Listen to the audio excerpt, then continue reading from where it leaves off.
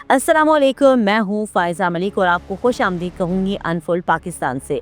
आज हम बात करेंगे फ़ेक न्यूज़, मनफी प्रोपेगंडे और उस सियासत की जो रियासत, आवाम और मईशत तीनों को एक साथ यरगमाल बनाना चाहती है। नाज़रीन, सबसे पहले बात कर लेते हैं रफ्तार की खबर के हवाले से। तो नाज़रीन, आपको पता होगा कि रफ्तार की जानिब से वज़ीर आज़म शहबाज शरीफ के खिलाफ चलाई जाने वाली हालिया खबर को अगर गौर से देखा जाए तो सबसे पहले सवाल यही पैदा होता है कि आखिर इसका मकसद क्या है। एक ऐसे वक्त में जब पाकिस्तान सफारती सतह पर मौशी इस्तेहकाम, आलमी रवाबित और एतमाद साज़ी की कोशिश कर रहा है, अचानक एक ऐसी खबर सामने आती है जो कौमी वक़ार को मशकूक बनाने की कोशिश करती है। वज़ीर आज़म के बैरूनी दौरों को इस तरह से पेश किया गया जैसे वो कौमी खुद मुख्तारी गिरवी रख कर इमदाद मांग रहे हैं।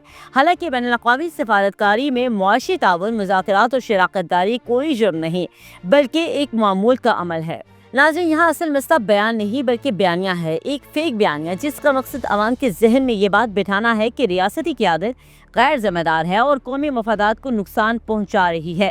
यही वो नुक्ता है जहाँ सहाफ़त ख़त्म, प्रोपेगेंडा शुरू हो जाता है। अगर ये खबर दुरुस्त होती तो उसके सबूत, सियाक़ो सबाक़ और मुकम्मल हवाला सामने होता, मगर यहाँ सिर्फ एक जुमला, एक दावा और एक सनसनीखेज़ सुर्खी है। इस मनफी बयानी का तसलसल वादी तीरा के मामले में भी वाज़ेह तौर पर देखा जा सकता है। कई दिनों तक ये तासुर दिया जाता रहा कि हालात इंतहाई ख़राब है, एक बड़ा फौजी ऑपरेशन होने जा रहा है, लोगों को नकल मकानी पर मजबूर किया जाएगा, जबकि हकीकत ये है कि ना कोई ऐसा ऑपरेशन शुरू हो रहा है, ना ही कोई ऐसी हिकमत अमनी ज़ेर गौर है। खैबर पख्तूनख्वा में सिक्योरिटी इक़दामात अब इंटेलिजेंस बेस्ड हैं और टारगेटेड हैं ताकि आम शहरी मुतासर ना हो। ये सवाल यहाँ इंतहाई अहम हो जाता है कि अगर कोई ऑपरेशन नहीं हो रहा तो फिर सूबाई हुकूमत की जानिब से या उसके हलकों से ये खौफ क्यों फैलाया जा रहा है। इस प्रोपेगेंडे का सबसे बड़ा नुकसान वादी तीरा के अवाम को हुआ है, जो पहले ही मुश्किलात, मौशी दबाव और बदअमनी के असरात झेल रहे हैं। खौफ और अफवाह ने उनके रोज़मर्रा ज़िंदगी को बुरी तरह से मुतासिर किया। कारोबार, तालीम और नकलो हरकत सब कुछ गैर यकीनी का शिकार हो गया। दिलचस्प बात यह है कि बाद-अज़ां खुद सूबाई सतह पर यह बात सामने आ गई कि खैबर पख्तूनख्वा में किसी किस्म का कोई भी ऑपरेशन नहीं हो रहा। इस एतराफ़ के बाद ये सवाल मज़ीद गहरा हो जाता है नाज़रीन कि अगर हकीकत ये थी तो फिर झूठ क्यों बोला गया। क्या मकसद अवाम को सिर्फ और सिर्फ खौफज़दा करना था या किसी सियासी फ़ायदे के लिए रियासती इदारों पर दबाव डालना था। नाज़रीन, अब आगे बढ़ते हैं और अब कुछ बात करते हैं 8 फरवरी के मुजव्वज़ा एहतजाज की। तो नाज़रीन, आगे बढ़ते हुए मुजव्वज़ा एहतजाज की तरफ आते हैं और एक बार फिर मुल्क को बंद करने, सड़कें रोकने और निज़ाम को जाम करने की बातें की जा रही हैं।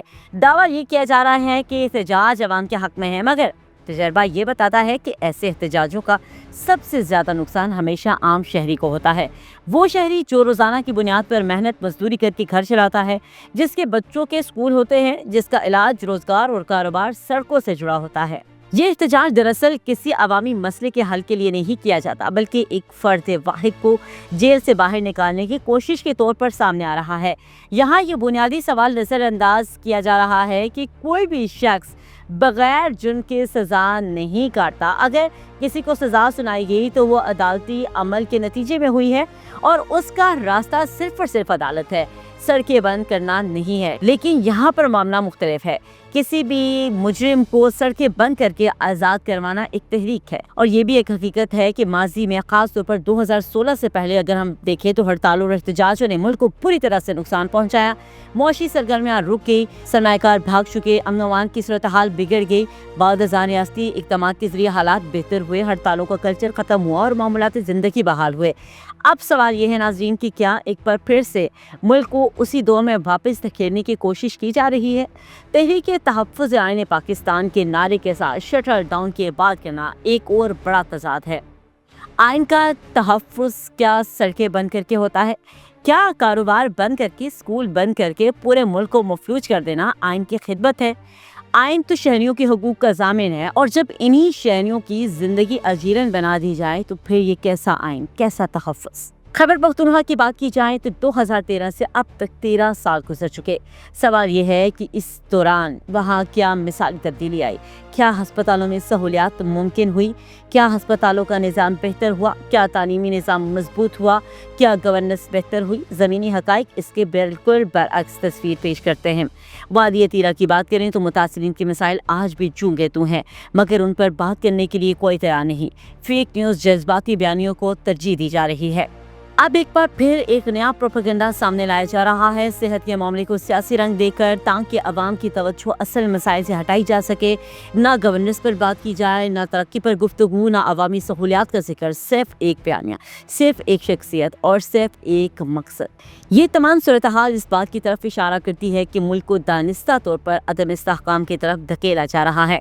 ऐसे वक्त में जब पाकिस्तान मौशी बहाली की तरफ बढ़ रहा है, ऐसे अनासर फ़हाल हो जाते हैं जो तरक्की का पहिया रोकना चाहते हैं। नाज़रीन, यही सवाल है कि इसका फ़ायदा किसको होगा, अवाम को या उन कुव्वतों को जो कभी पाकिस्तान की खैरखा नहीं रही। आज ज़रूरत इस बात की है कि शख्सियत परस्ती से निकलकर नज़रियात की सियासत की तरफ जाया जाए, फेक न्यूज़ और प्रोपेगेंडे को मुस्तरद किया जाए, आइन, कानून और अवामी मफाद को वाकई मुकद्दम रखा जाए, क्योंकि अगर ये सिलसिला ना रुका तो नुकसान सिर्फ सियासत का नहीं होगा, नुकसान पूरे मुल्क का होगा, नुकसान इस अवाम का होगा।